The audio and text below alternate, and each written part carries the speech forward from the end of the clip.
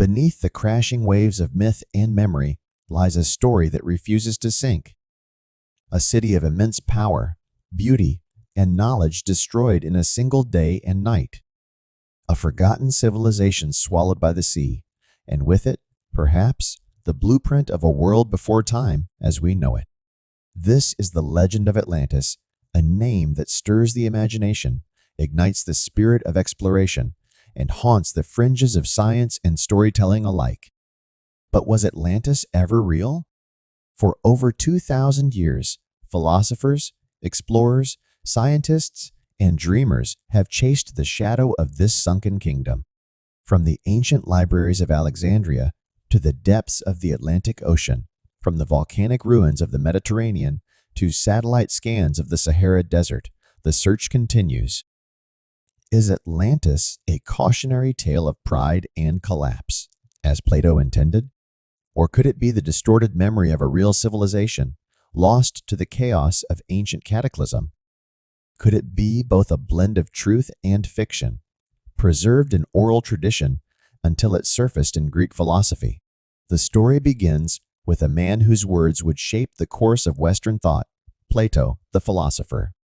In his dialogues, Timaeus and Critias, written around 360 BCE, Plato describes Atlantis as an island nation greater in size than Libya and Asia combined, located beyond the Pillars of Heracles, what we now call the Strait of Gibraltar.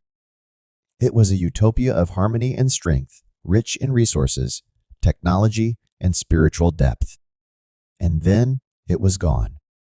A sudden catastrophe, a punishment from the gods for their growing arrogance, submerged the entire civilization beneath the sea.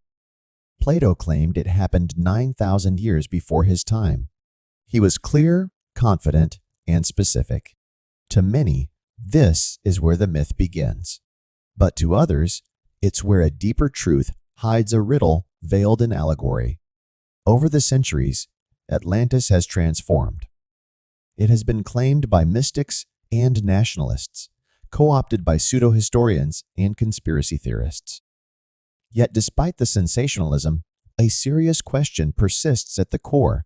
Could there have been a forgotten chapter in human history, erased not just by time, but by the sea?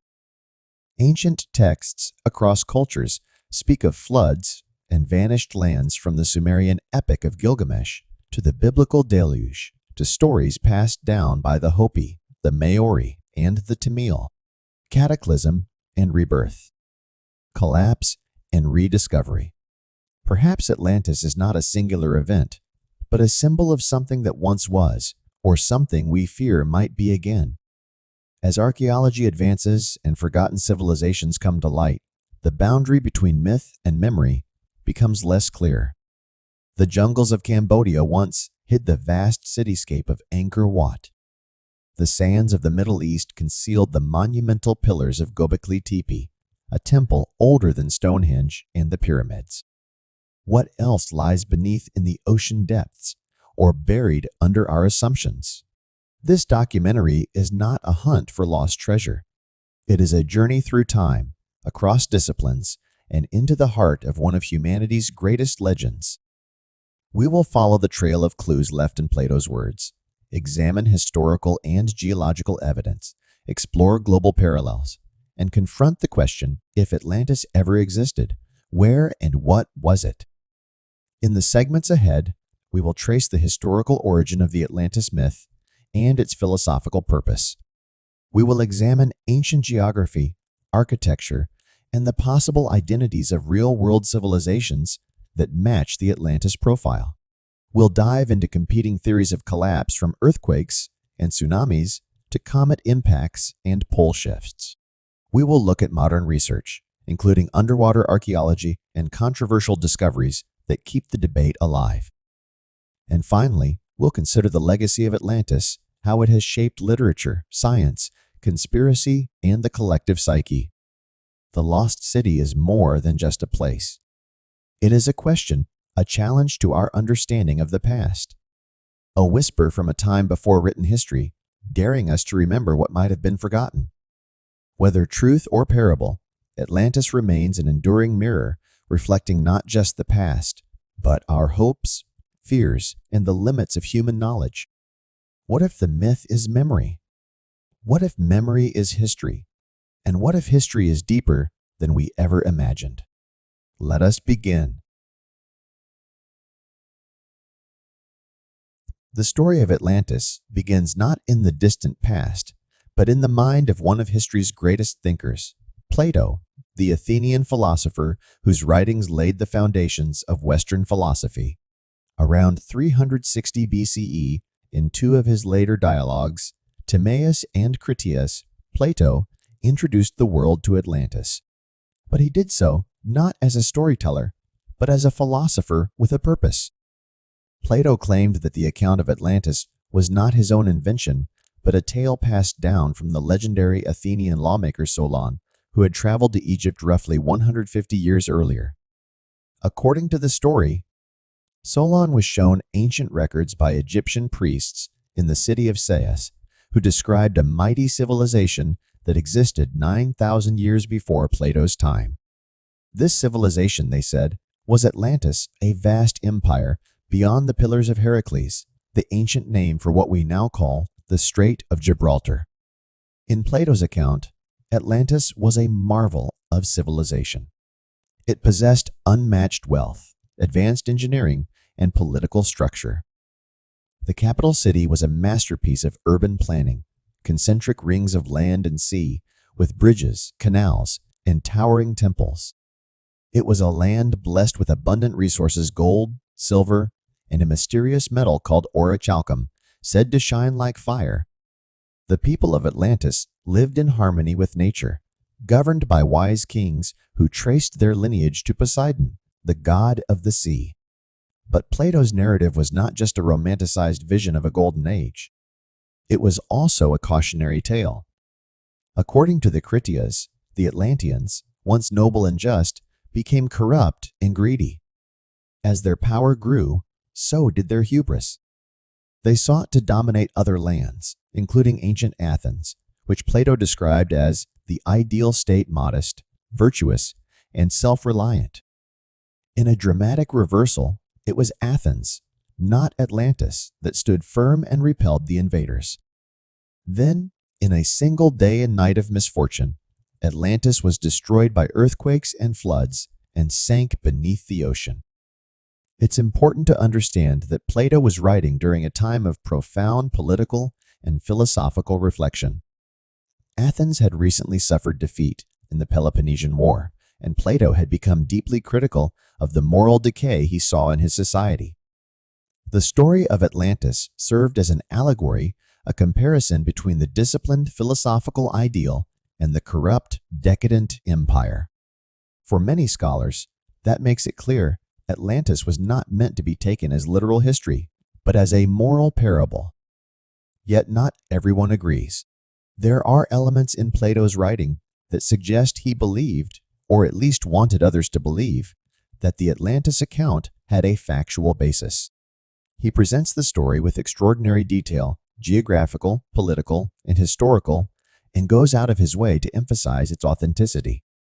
In Timaeus, he writes, "This tale, though strange, is certainly true, having been attested by Solon, the wisest of the 7 sages. This ambiguity has led to centuries of debate. Was Plato weaving a deliberate fiction? Was he passing down a corrupted oral tradition? Or did he know more than he let on?"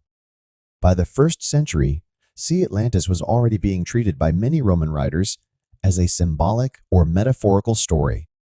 The philosopher Proclus, however, believed it to be real. During the Middle Ages, interest in the legend faded, but it roared back to life during the Age of Exploration, when new continents and sunken islands sparked a wave of speculation. By the 19th and 20th centuries, Atlantis had become a cultural phenomenon appearing in novels, pseudoscience, esoteric teachings, and nationalist propaganda. Still, beneath the layers of myth and reinterpretation lies a core question. Could Plato have been drawing on real, ancient memories of a pre-Greek civilization? Some researchers point to the destruction of Thera, modern-day Santorini, around 1600 BCE, when a massive volcanic eruption shattered the Minoan world, a highly advanced maritime culture with grand architecture, centralized power, and sudden disappearance from history. Others suggest links to ancient Tartessos in southern Spain, or the Bronze Age civilizations of North Africa.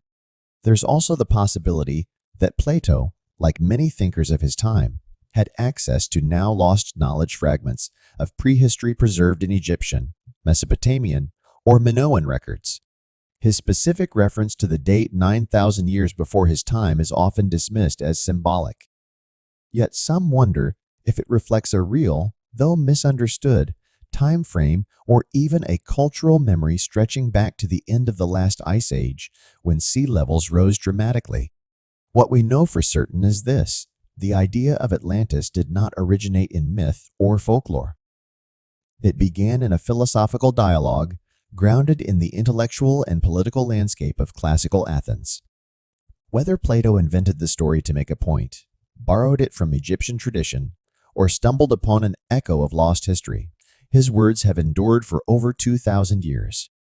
Atlantis was born in philosophy, but it would soon escape it, growing into something far larger than even Plato could have imagined.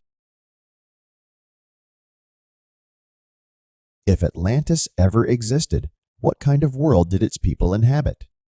According to Plato's detailed description in Critias, the Atlanteans lived in a breathtakingly advanced society, a marvel of ancient engineering, natural abundance, and spiritual depth. Whether fact or allegory, the image he paints is striking: a utopian civilization whose brilliance still stirs the modern imagination. Plato tells us that Atlantis was a vast island, larger than Libya and Asia combined, a claim that has puzzled scholars for centuries. Located beyond the Pillars of Heracles, the Strait of Gibraltar, the island lay in the Atlantic Ocean and was rich in every natural resource imaginable. Fertile plains stretched inland, surrounded by mountain ranges said to surpass any known in Greece. The climate was mild and ideal for agriculture, with regular rainfall and an abundance of rivers, springs, and wildlife. At the heart of Atlantis stood its capital city, a masterpiece of design and symbolic geometry. The city was built around a hill where the sea god Poseidon was said to have first united with a mortal woman named Cleito. From this sacred center, the city expanded outward in a series of concentric rings, alternating circles of land and water, connected by bridges and tunnels. Canals and harbors were constructed to accommodate ships, while roads radiated outward from the city center, linking the capital to the rest of the empire. The capital's architecture reflected both elegance and power. Grand palaces and temples dominated the cityscape. The Temple of Poseidon, at the center of the city, was a monumental structure covered in silver and orichalcum, a mysterious red-gold metal Plato claimed was second only to gold in value and beauty. Inside stood a towering statue of Poseidon, driving 6 winged horses, surrounded by dolphin carvings and golden altars. The city's infrastructure was astonishingly advanced. Aqueducts carried fresh water from distant mountains. Drainage systems managed floodwaters. Massive docks lined the harbors, built to serve a formidable navy.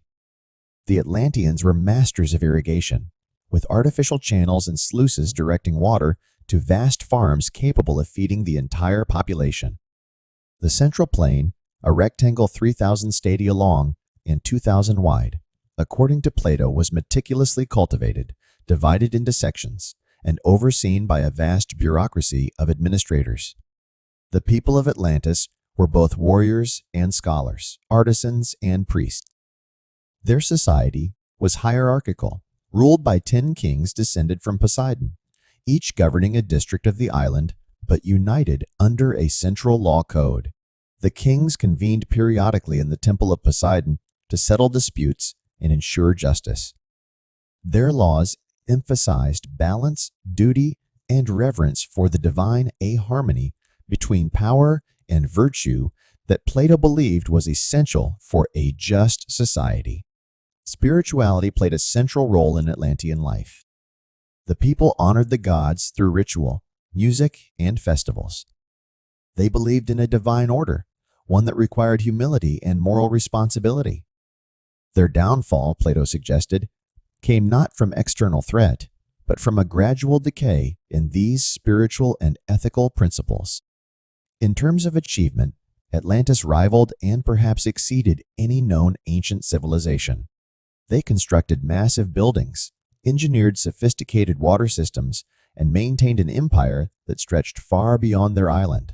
Their navy was vast, their armies well organized, and their economy flourished through trade, agriculture, and craftsmanship. They had access to rare metals, precious stones, and exotic goods from distant lands. They likely possessed knowledge of astronomy, mathematics, and medicine, though no physical artifacts have been found to confirm this. And yet, the most extraordinary claim about Atlantis may be that it all existed in the distant past, allegedly 9,000 years before Plato's time, placing the civilization around 11,600 BCE. If true, that would make Atlantis older than the earliest known civilizations by millennia. Mainstream archaeology considers this date symbolic or exaggerated, but some alternative theorists link it to the end of the last ice age, a time of rapid climate change, rising seas, and possible cataclysmic events.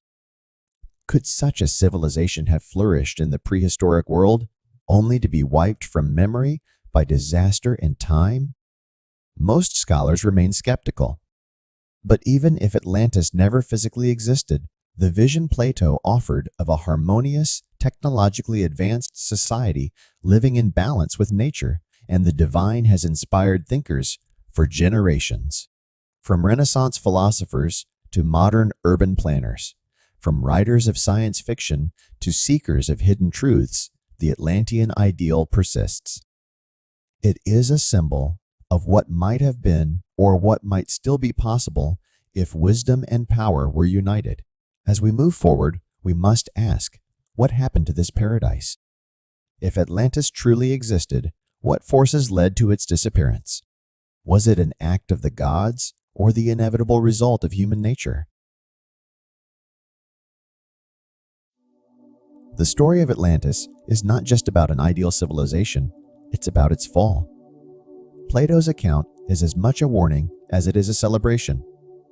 Atlantis, for all its wealth, power, and divine heritage, ultimately succumbed to its own ambition and moral decay. The details of this downfall are among the most debated elements of the entire legend. According to Critias, the Atlanteans, once noble and virtuous, began to lose sight of their values. As their empire expanded, they became arrogant, greedy, and obsessed with domination. Their rulers, descended from Poseidon, gradually allowed their divine nature to be overwhelmed by human desires. The once golden civilization grew corrupt, decadent, and exploitative. This moral collapse was the precursor to their physical destruction. Plato's narrative introduces the conflict between Atlantis and ancient Athens, a symbolic battle between virtue and excess. The Atlanteans, driven by expansionism, sought to conquer the Mediterranean. They swept across North Africa and Europe, subjugating kingdoms and threatening the Greek world. But when they reached Athens, they met unexpected resistance. The Athenians, though fewer in number and less wealthy, were brave, wise, and guided by just principles. In Plato's idealized version of history, Athens stood firm while the rest of the world faltered. Then came the cataclysm. In a single day and night, Atlantis was destroyed by violent earthquakes and massive floods. The entire island sank into the sea, vanishing from history without a trace. No survivors, no ruins, only legend. Plato leaves much of this event vague. Was it punishment from the gods? A natural disaster? A poetic device meant to close the allegory? This ambiguity has fueled over 2 millennia of speculation. What could have caused such a sudden and total annihilation? Several theories have emerged over the centuries, ranging from the plausible to the fantastical. One of the most widely discussed hypotheses links Atlantis to the eruption of Thera present-day Santorini around 1600 BCE. This massive volcanic explosion devastated the Minoan civilization, unleashing tsunamis and covering cities in ash. The Minoans were a seafaring, technologically advanced people, and their sudden decline fits some aspects of Plato's account. Could Plato have inherited an embellished memory of this catastrophe? If so, Atlantis might be a distorted echo of real events in the Aegean. Others have looked farther west. The region of Tartessos, located in what is now southern Spain, was known to the Greeks and Phoenicians as a wealthy, mysterious culture that disappeared without clear explanation. Some believe Tartessos inspired the Atlantean myth, especially given its location beyond the Pillars of Heracles. Geological theories also abound. Some point to the Azores, a group of volcanic islands in the Atlantic, as possible remnants of a sunken continent. During the last ice age, sea levels were lower and certain land masses now submerged might have been habitable. The end of the ice age brought massive glacial melts and sea level rise, a potential mechanism for the sinking of a once inhabited region. More speculative ideas include the Caribbean, Antarctica, or even underwater structures off the coasts of India and Japan as candidates for Atlantis. These claims are often driven by fringe theories, alternative history movements, or pseudoscience, and they lack mainstream archaeological support. Another line of interpretation sees Atlantis not as a specific place, but as a universal archetype, a cultural memory embedded in the human psyche. Many civilizations have myths of a golden age followed by destruction, the biblical flood, the Mesopotamian tale of Utnapishtim, the Hindu story of Manu. These similarities suggest that Plato's Atlantis may tap into a broader human fear, the loss of paradise, through hubris. Then there is the symbolic reading. Atlantis was never real, but a philosophical construction. Plato wrote during a time of crisis for Athens, following the Peloponnesian War and the fall of democracy. The tale of Atlantis, contrasted with heroic Athens, was meant to critique imperial ambition and moral decline.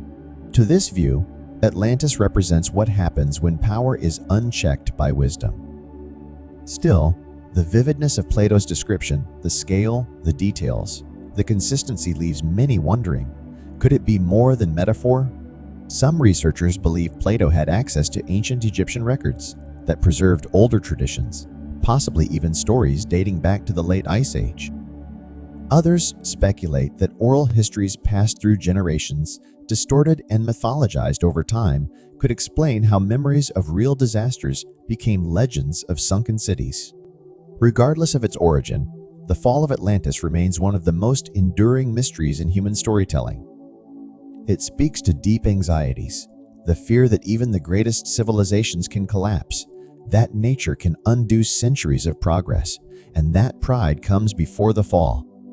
What Plato wrote more than 2,000 years ago still echoes today. The rise and fall of Atlantis is not just a legend, it's a mirror, a reflection of our hopes for greatness, our fear of decline, and the thin line between civilization and chaos. Since the time of Plato, Atlantis has captured the imagination of explorers, historians, scientists, and mystics alike. But in the last 2 centuries, with the rise of modern archaeology and geology, the search for Atlantis shifted from legend to investigation. Could Plato's vivid descriptions actually be rooted in truth? Or is the quest for Atlantis a chase after shadows? The modern obsession with Atlantis began in earnest during the Age of Exploration. As European powers mapped the oceans and discovered the ruins of forgotten civilizations, many began to wonder, had Atlantis simply been lost to time, waiting to be uncovered beneath centuries of earth and sea? One of the first to popularize the idea of Atlantis as a real historical location was Ignatius Donnelly, an American congressman and writer who, in 1882, published Atlantis, the Antediluvian World. Donnelly proposed that Atlantis was the source of all major ancient civilizations, including Egypt and Mesoamerica. He believed it sank in a great flood around 9,000 years before Plato, matching Plato's own timeline. Though Donnelly's theories lacked scientific rigor, they ignited a wave of popular interest and opened the door for countless investigations. In the 20th century, with the emergence of underwater archaeology and advances in sonar mapping, the possibility of discovering Atlantis became more technically feasible. Expeditions set off across the Atlantic, the Mediterranean, and even the Caribbean in hopes of finding sunken cities that matched Plato's descriptions. One of the most popular hypotheses is the Santorini theory, which proposes that Atlantis was inspired by the catastrophic eruption of the Thera volcano around 1600 BCE. This event wiped out large parts of the Minoan civilization on the nearby island of Crete and created tsunamis that devastated surrounding coasts. The Minoans were seafaring, technologically advanced, and culturally sophisticated traits that fit Plato's description of Atlantis. Many scholars believe that this eruption, passed down through generations, may have morphed into the legend of a sunken empire. Another contender is Tartessos, a wealthy and enigmatic city in southern Spain. Ancient Greek and Roman writers referred to Tartessos as a land rich in metals, culture, and trade, and some modern researchers argue it was the inspiration for Atlantis. Excavations along the Guadalquivir River have uncovered evidence of Bronze Age settlements that may match some aspects of Plato's geography. In 2009, a team led by archaeologist Richard Freund used satellite imagery and ground-penetrating radar to investigate marshlands near Duena National Park in Spain. They claim to have found evidence of structures resembling Plato's concentric rings. Although the findings remain controversial, they reignited debate about the plausibility of Atlantis being located on the Iberian Peninsula. Meanwhile, others continue to look beyond the Mediterranean. Some researchers point to the Azores, a group of volcanic islands in the middle of the Atlantic. These islands sit on a tectonic boundary, and some believe that underwater plate shifts could have submerged a larger landmass, possibly the origin of the Atlantis myth. However, geological studies have found no firm evidence of such a continent existing in the time frame Plato described. Even more speculative are claims about Bimini Road in the Bahamas, a submerged rock formation that some assert is man-made. Discovered in the 1960, the site sparked excitement among proponents of Atlantis and the Caribbean theories, especially after Edgar Cayce, a 20th century mystic, claimed Atlantis would be found in that region. However, geologists generally agree that the Bimini structures are natural formations shaped by erosion and tides. While traditional archaeology has found little direct evidence of Atlantis, the digital age has brought new tools to the search. Satellite scanning, LiDAR, and deep-sea mapping technologies have revealed hundreds of previously unknown ruins and geological anomalies. Though none have confirmed Atlantis, they do show how much of our planet, especially its oceans, remains unexplored. Some researchers now approach Atlantis not as a single city, but as a mythological composite woven from multiple sources. It may reflect memories of ancient floods, tectonic events, or forgotten cities stitched together over centuries. Others argue it was purely a philosophical metaphor, Plato's ideal city, corrupted by hubris and punished by nature. Even within academia, there are debates. Some classicists argue that Plato intended Atlantis to be entirely fictional, a tool to illustrate moral decline and the contrast between ideal and corrupt societies. Others point out that Plato often combined fact and myth, and that his works draw from earlier Egyptian and Mesopotamian traditions. Recent discoveries in places like Göbekli Tepe, Dorka, and Doggerland have challenged previous assumptions about the timeline of human civilization. These findings suggest that complex societies may have existed earlier than once believed, giving a sliver of hope to those who think that Atlantis, or something like it, could one day be found. Ultimately, the quest for Atlantis is about more than archaeology. It's about the human longing for origin stories, for lost wisdom, and for understanding how civilizations rise and fall. Whether Atlantis lies beneath the sea, in the pages of philosophy, or in the imagination of humankind, its legacy continues to inspire exploration and wonder. Atlantis has outlived nearly every ancient civilization ever known, not in stone or ruins, but in story. It has endured for more than 2 millennia, not as a confirmed place on any map, but as an idea that refuses to die. Across cultures, continents, and centuries, Atlantis has taken on a life of its own, shifting from a philosophical parable into a symbol of lost greatness, hidden truths, and enduring mystery. The influence of Atlantis on Western culture is profound.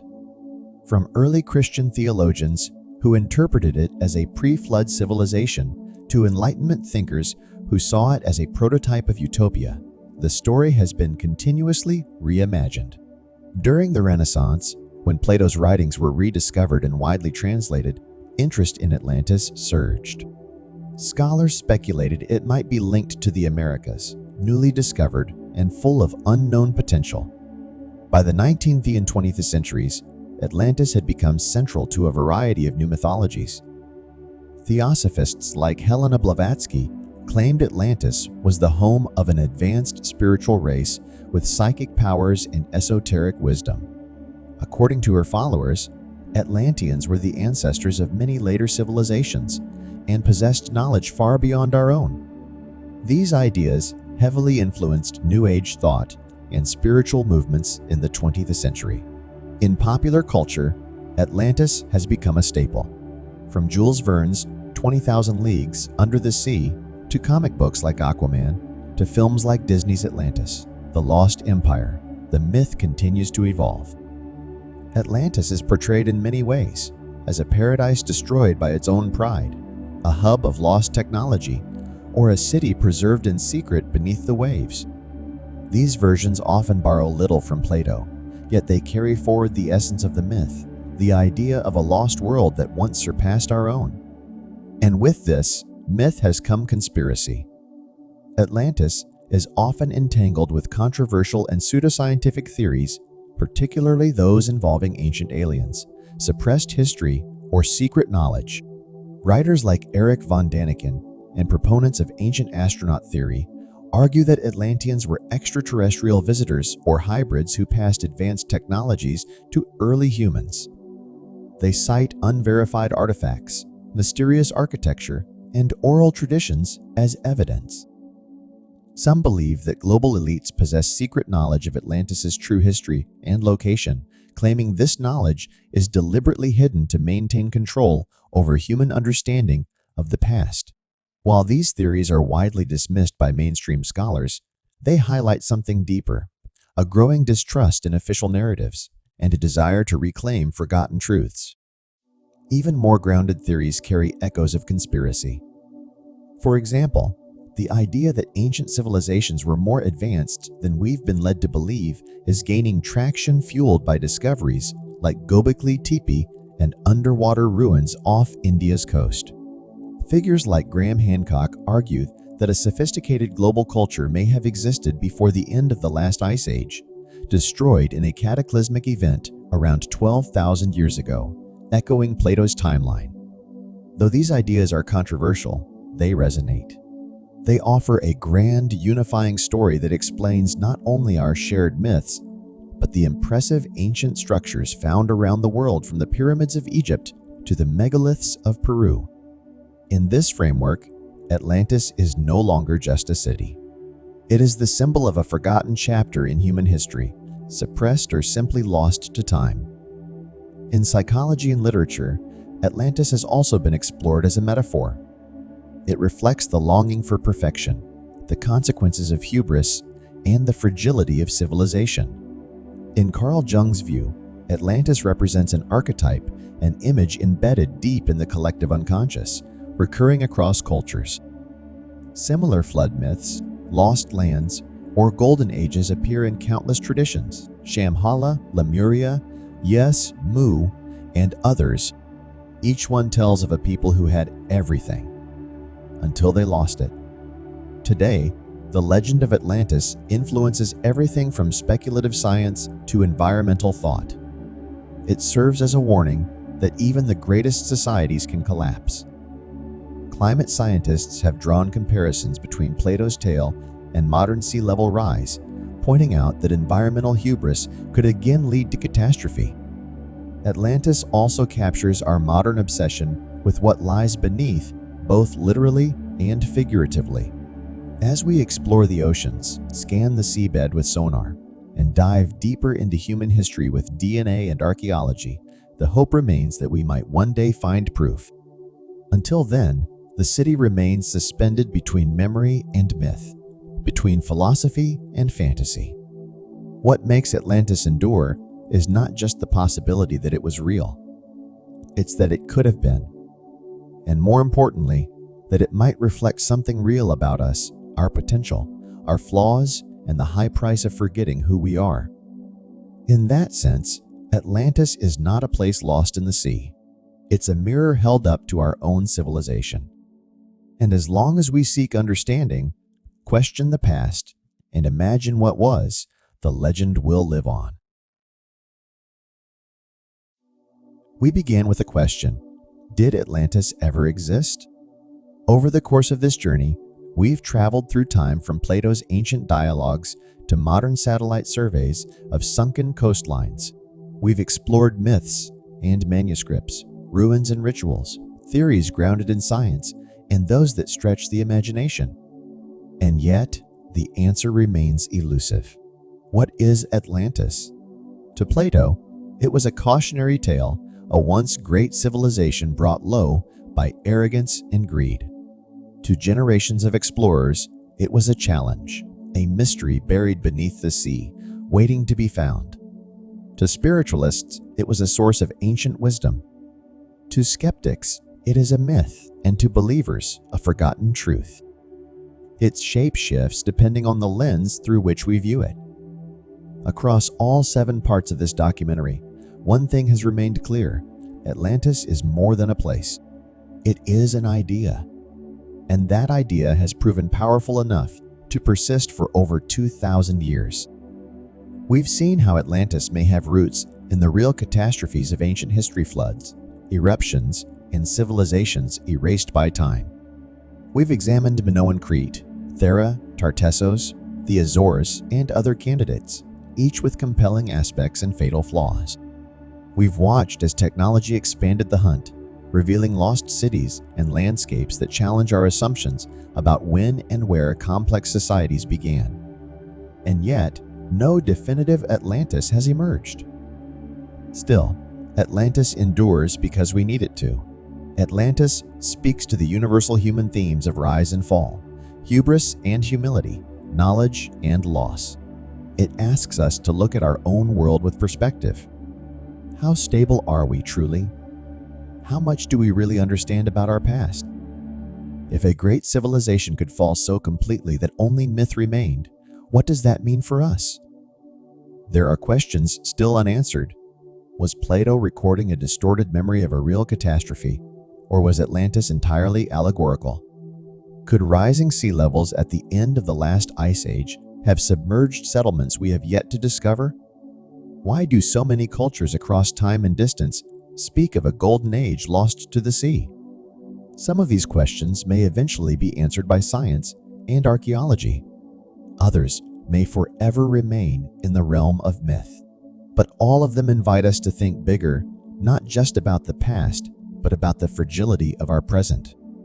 As we explore the mysteries of history, we are also uncovering truths about ourselves. What Atlantis teaches us isn't just how civilizations might vanish, but also how memory, story, and imagination keep them alive. In a time where knowledge is constantly growing, and yet misinformation spreads rapidly, the Atlantis legend reminds us to be both curious and cautious, to question, to seek evidence, but also to wonder. In that spirit, this documentary is not meant to give you answers, but to open doors. Because the search for Atlantis is not over. It continues in the labs of archaeologists, the dives of marine geologists, the translations of ancient texts, and the minds of dreamers.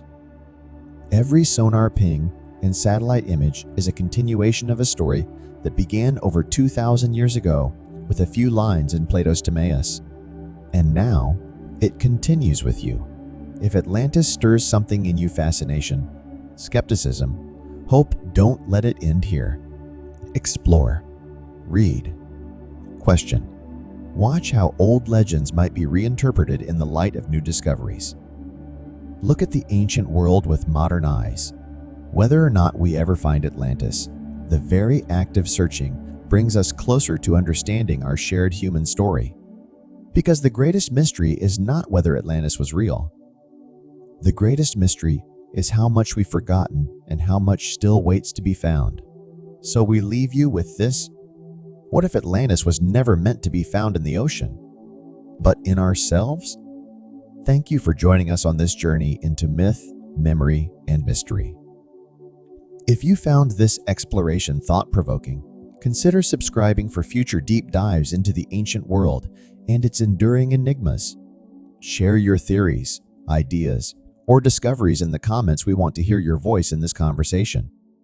Until next time, keep asking questions, keep exploring, and never stop seeking the truths buried beneath the surface.